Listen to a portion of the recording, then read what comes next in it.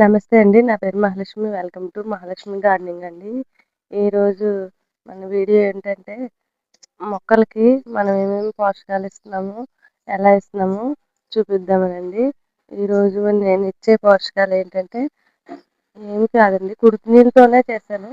అది మీకు కూడా తెలిసే ఉంటుంది. ఒకవేళ తెలియకపోతే ఇలా కూడా చేయొచ్చు అని చెప్పడం కోసం వీడియో చేస్తున్నానండి. ఇదిగోండి, నేను గంజి నీళ్ళు, కుడితి నీళ్ళు ఒక గిన్నెలో పోసుకున్నానండి రాత్రి. మనకి ఇది సీజన్ కదండి, మామిడి పళ్ళు సీజన్ కదా. మామిడికాయలు పాడైపోతాయి, కొన్ని కాయలు అయితే పాడైపోతాయి, అన్నీ బాగోవు కదా. ఇలా పాడైపోయిన కాయ నేను కుడితి నీళ్ళలో వేసేసి ఇలా స్మాష్ చేసి వదిలేసానండి. కొంచెం బెల్లం వేసుకుంటూ వేసుకోవచ్చు, నేను వేయలేదు. పండు తీపే కదా అని చెప్పి వేయలేదు. అయినా వేసుకున్నా మంచిదే. ఈ గిన్నె కూడా సేవంటి గిన్నె అండి. గిన్నెలో ఇలాంటి సేవంటి గిన్నెలో పోసుకోకూడదు. నాకైతే రాత్రి అప్పటికప్పుడు పోసాను. ప్లాస్టిక్ డబ్బాలు పోసుకోవాలి, లేకపోతే స్టీల్ అయితే పర్వాలేదండి. సేవంటిది అయితే కొంచెం తినేసినట్టు ఉంటుంది. మామిడికాయ జ్యూస్ కదండి, అందుకని ఈగలు వస్తున్నాయి, కొడుతుంది అనమాట. ఇవి వాటర్ అంటే నేను కరిగి చూపిస్తాను. మామిడికాయలు తొక్కలతో సహా నేను ఇలా మార్చేసి వేస్తాను అనమాట. ఇవి మన మొక్కలకి చాలా బూస్ట్ అండి, చాలా హెల్దీగా ఉంటాయి. ఇవి పాడైనవేనండి, పనికొచ్చేవి కాదు, పాడైనవే వాడుకోవాలి. మనం పనికొచ్చేది వాడుకోవడం అంటే ఎక్కువ ఉంటే వాడుకోవచ్చు, కానీ ఎందుకంటే మనకి మొక్కలకి పాడైనవి ఎలాగా ఉంటాయి కాబట్టి పాడైనవి యూజ్ చేసుకోవాలి. ఇదిగోండి, వాటర్లో పోసుకోవాలి.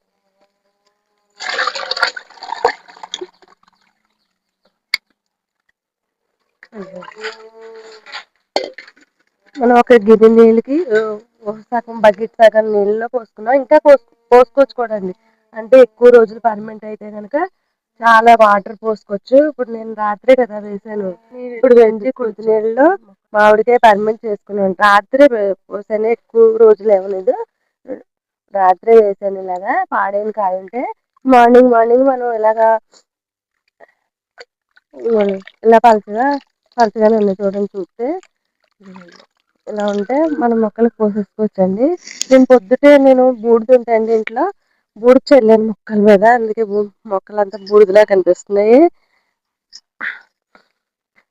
పుచ్చపోదండి ఇది, దీనికి కూడా బూడిద చల్లాను. నేను కొంచెం వాటర్ పోస్తున్నాను చూడండి. ఇలాగా మనం అన్ని మొక్కలకి పోసుకోవచ్చండి. తడిగానే ఉంటుంది కదా, మట్టి కూడా తడిగానే ఉంటుంది. ఆకుకూరలకు మాత్రమే ఈ ఫ్రూట్ వాటర్ అయితే పోయకూడదండి, ఎందుకంటే ఫ్లవరింగ్ వచ్చేస్తుంది. అందుకని పువ్వుల మొక్కలకు కానీ కూరగాయల మొక్కలకు కానీ అన్ని మొక్కలకి పోసుకోవచ్చండి.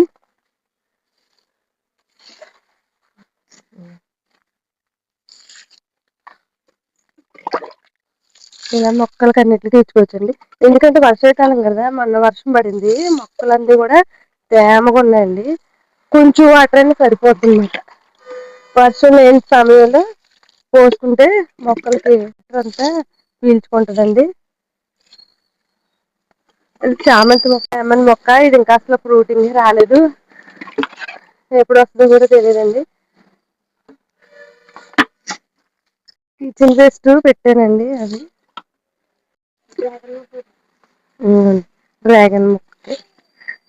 డ్రాగన్ మొక్కలు ఎదుగుతున్నాయండి. అన్నం ఉంది, కొద్దిగా అన్నం పాడైపోయిందంటే 2 చెంచాలు ఎంతో లేదండి, కొంచెం అది కూడా ఉంది. అది ఏదో మొక్కలకు వేసాను.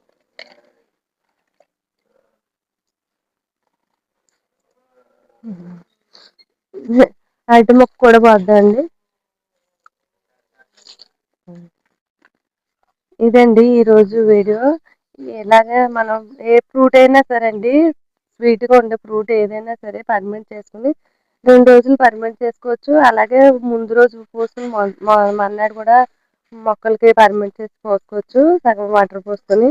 ఇలా చేయడం వల్ల మన మొక్కలు గ్రీనరీగా కూడా ఉంటాయండి. అలాగే పువ్వులు కూడా బాగా వస్తాయి, గమ్మున